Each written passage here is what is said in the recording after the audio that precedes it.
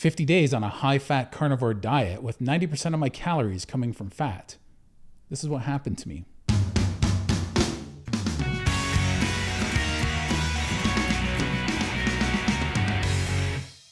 Hey, what's shaking bacon? I hope you're doing well. If you don't mind hitting the bell notification below this video, it really helps the YouTube algorithm recognize this video, and it allows me to keep content moving freely. So why have I been eating such a high-fat version of carnivore?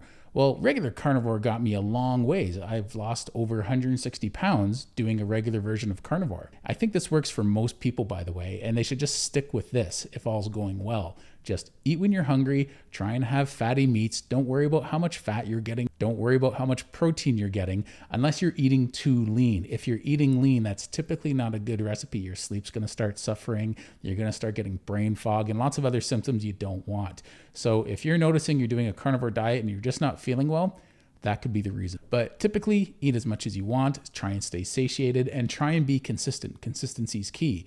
But I hit this weight plateau at 150 pounds, and I stayed there for quite a while, and it was time for me to try something new. And so I went to an 80-20 version of carnivore where 80% of my calories were coming from fats. Now that was considered a moderate amount of protein I was getting in a day. For a guy my size, I was getting about 140 grams of protein, and I was at about 317 pounds at the time. So this is what happened when I did that.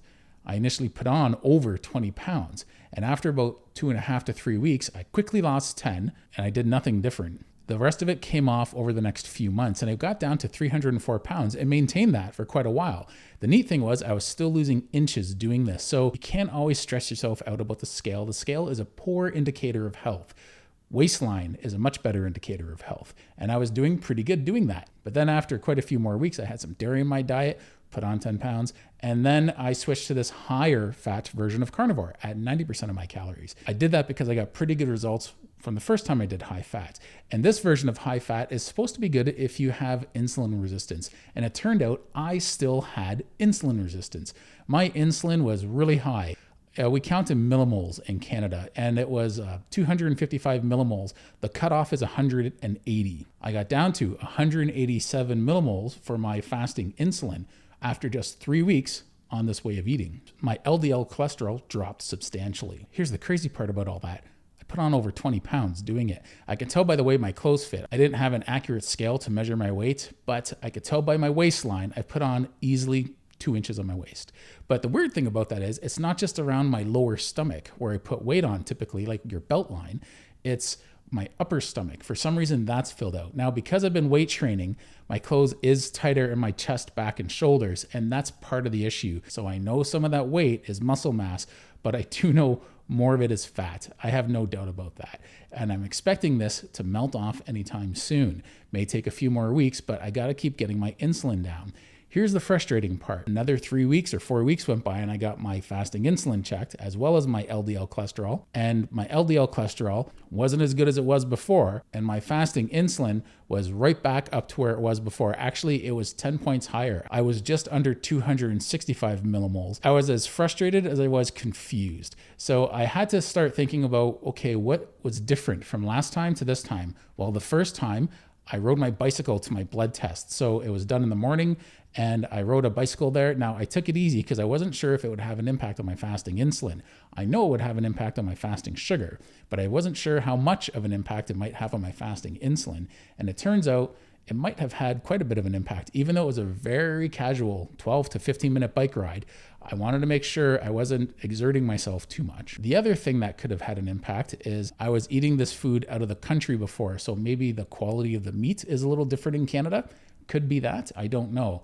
But the one thing that's guaranteed is I have more stress right now. The one thing that's different from before was I was de-stressing after a lot of just life stress, good life stress, but life stress that I was going through back in the fall and winter. And so as I was de-stressing, I'm sure my cortisol levels got better because my fasting cortisol also was good. This time I didn't have my fasting cortisol checked, so I don't know how much of an issue that might have been, but I'm under a lot more stress now, and it's not a good stress like it was before. And there's no need to get into it. It's just life stress. But the point is, I'm sure that had an effect on my fasting insulin. They always say the one thing that'll have an effect on your fasting insulin and your blood sugar is cortisol. So Now I got to get my cortisol checked again to make sure that's not too much of an issue. My sleep is as good as it was before, in the way that I'm getting actually 8 hours of sleep. If there's one thing that's really improved on this high-fat version of carnivore, is I'm getting more sleep in a night. I'm sleeping a little deeper overall. I still wake up a lot through the night. Typically, I fall asleep pretty quick, usually in about 10 minutes or so. And after about 2 to 3 hours, I periodically wake up. On bad nights, it might be a dozen times a night. And all I do is sort of just wake up.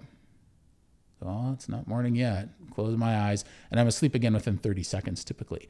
But I'm doing that a little less right now. Last night, for example, I think I only woke up 3 or 4 times. That's pretty good for me. If there's one thing I was doing that might have contributed to this weight gain, is I might have been having too much fat. I was making sure I had at least 90% of my calories from fat. So I would have ballpark, maybe about 20 grams of protein, sometimes a little less, sometimes a little bit more. Enough fat to make sure I was at 90% plus a little bit more. So I was doing multiple small meals a day with this. That's really key. Multiple small meals a day. The reason why I'm doing that is it gives you a smaller insulin bump. So when you eat, you don't necessarily get an insulin spike. It all depends on what you're eating and how much you're eating. So as an example, if I have carbs in my diet, guaranteed I'm gonna have a spike, even if I have a small meal. But if I'm carb free, I'm gonna have more like, not so much a spike, but a hill. And doing multiple small meals is gonna give me more of a small hill. So my blood sugar really responds well. I've done fasting glucose tests. I've done a 24-hour glucose monitor for a couple weeks before, and my sugar has always been great. On a carnivore diet, my blood sugar is phenomenal, but my insulin has been out of whack. I've known that since before I started this strict version of carnivore I've been doing, where I don't have a lick, taste, or bite of anything off a carnivore diet. And the reason was I was suffering from gout quite often. Every time I'd start a carnivore diet, I'd get a gout attack. I've been researching gout for years, and I finally came across an article that linked metabolic syndrome, and high blood sugar is one of the issues that's part of a metabolic syndrome. And I thought, if blood sugar is part of the issue, maybe fasting insulin is part of the issue. Is it possible to have normal blood sugar and screwed up fasting insulin? Sure enough, it is. I researched it and I was like, so I started berberine, and it got me quite a ways on my weight loss journey so that I could have a gout-free weight loss journey. I don't deal with gout anymore. I am on medication for it, but it's a very weak dose compared to what I was doing before. But clearly my fasting insulin hasn't corrected enough. So your insulin is a hormone, and my hormones are still out of balance. I've had hypothyroidism since I was 20 years old, and I'm getting that checked as well. So the reason why I'm still doing this, even though I've put on weight, is overall, my blood work is healthier, my blood work is better. I have to get another blood test soon to find out what's going on with my cortisol and fasting insulin to see if the last time was just a fluke, or if the time before that was a fluke. But typically what happens when people go to a high-fat version of carnivore, like doing keto, it manages your fasting insulin to your benefit. And before any of you out there say, well, how come you're not just intermittent fasting? The problem is you're having too many small meals a day. Well, I can't intermittent fast. People who have a history of hypothyroidism and gout shouldn't be fasting. It's a contraindication. So how much longer am I going to be doing this? My goal was to do it for at least 2 months. I might even have to go 3, because there's all the chance in the world my metabolism is just really shot from yo-yo dieting through the years and being overweight for so long. I've basically conditioned my body to run off sugar, and I did a lot of work making that happen for a lot of years. And now I've been trying to turn it around, and it makes sense that it doesn't just turn around all at once. Even though I've never had trouble losing weight before, this is the first time in my life I've had trouble losing weight. It just means something's going on inside of me, and we have to pinpoint what the problem is. So thanks a lot for tuning in. Make sure to tune in again just to see where my weight loss is going. This is a journey I've been on for a while now. I've made over 150 videos doing this. And even though I've hit this plateau, I've still gotten lots of non-scale victories. That's why I'm still moving forward with this carnivore way of eating, because I feel so good when I'm doing it. And it's turned around most of my health problems. I just have a handful to go. So what kind of carnivore diet are you doing? What works best for you? Leave a comment. Thanks a lot and take care.